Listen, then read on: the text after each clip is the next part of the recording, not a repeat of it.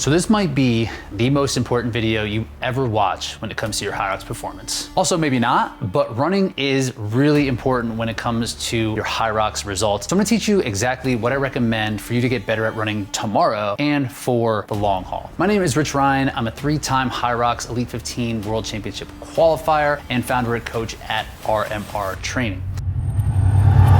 So the first thing that no one really talks about when it comes to running performance is your running form. I think people don't talk about this because it is less fun than just going out and doing the exact workouts. But once you figure out the best way for you to run and move through space, then those workouts, they're just going to be that much better. So taking your time to really work on the skill of running is going to set you apart from the competition exponentially, because people don't talk about it and people don't do it. So there's a huge opportunity for you to take a step in the right direction that your competition just hasn't done. So there's a lot of nuance when it comes to running form, too much for this actual video, and each person's gonna be a little bit different. So if there are some simple things that I can leave with you, is that you wanna make sure that your feet are landing directly underneath your hips or as close as possible. And an easy way to figure this out is by shortening your stride, but also increasing your run cadence. The most Hyrox athletes come into this sport without a running background, so the running form is just not that dialed in. And most of the time, what I'm seeing is that athletes are reaching out in front of themselves, so they're landing way out in front of their hips. This is just not a very advantageous position when it comes to pressing power into the ground, which is ultimately what's going to drive you forward. So spending time creating a good position, then you can work on the power so that each step takes you further. The best ways to improve your ability to put out power is to work on plyometrics, to do some weightlifting, to work on your hip extension, basically driving through the ground as hard as you can so that you are covering more space with each stride. So first, work on that form, put yourself in good positions, then work on power so you're able to move further. Another staple workout is just running as fast as you can while still in your distance running form. The mechanics for sprinting and distance running are different. So if you go into a workout and you're like, I'm gonna run as fast as I can for 30 seconds,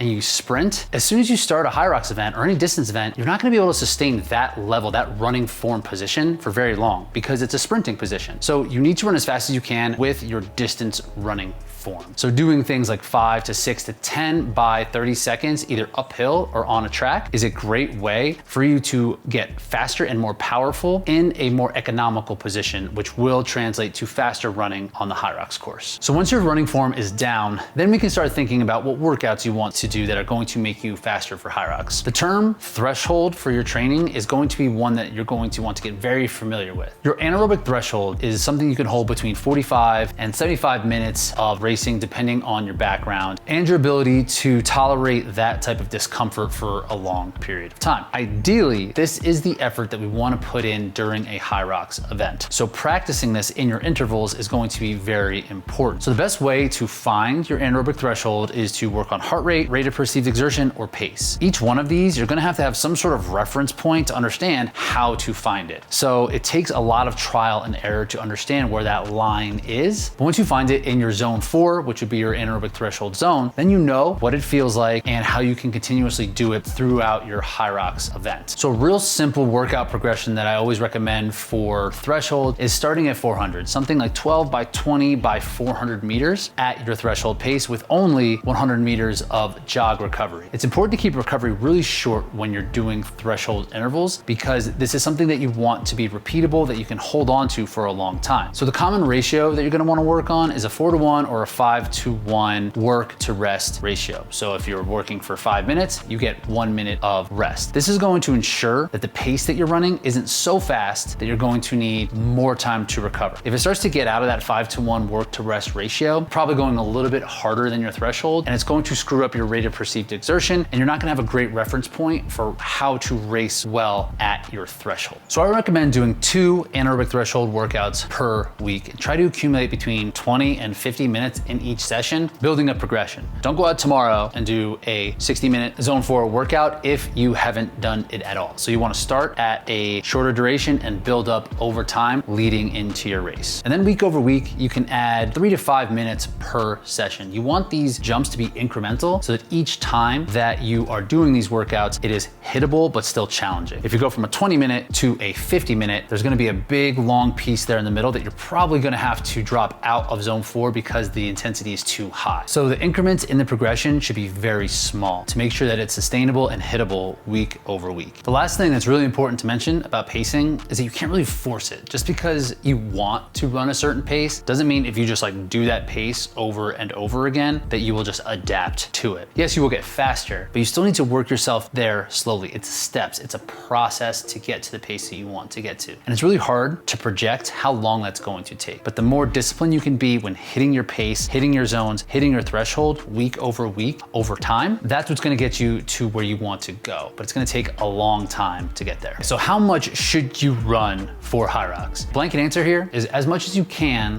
while still being able to recover well. I know it's not exactly a concrete answer, but there is no right answer for this. Because say you wanna run 60 kilometers per week, what I would recommend for you to do is work backwards where you are currently and then build 10% week over week. So that way you can slowly progress to get yourself to that spot that you think might be the best spot for you. And along the way, you can find a sweet spot where you might not be recovering well and you can back things off. So that's the best way to go about how much to run for Hyrox, but there is no secret sauce when it comes to total volume. And you do a lot of different aerobic work on machines. So don't feel like you have to run a lot to get really good at running for Hyrox. So the last part of this that most athletes ignore is the recovery aspect. It does take time, but it's going to take you so much further if you can string together weeks, months, and years of training because you're taking care of yourself and recovering well. It's hard to give a blanket recommendation for how you should recover, but it's fair to say the lower body is going to be where you want to put the most emphasis on your active recovery. So this means mobility, stretching, soft tissue work, whatever that means to you, the things that you are doing that you can help progress your recovery. I'd recommend paying close attention to your shins, your feet, your calves, your knee, and your lumbopelvic region, which is going to probably be the areas that you're gonna feel the most discomfort. So taking that time and wherever you are feeling uncomfortable and figuring out how to undo that discomfort actively. So I would recommend spending 2 to 5 days per week, really figuring out the best way that you can implement active recovery into your running routine. So there you have it. There's a lot of ways to get better at running for Hyrox. Just make sure you're taking your time, you're focusing on form, you're understanding pace, and you are recovering, and you have reasonable expectations for how long it's gonna take because it's gonna take forever. But if you stick with it, you'll be good to go. All right, we'll talk to you soon.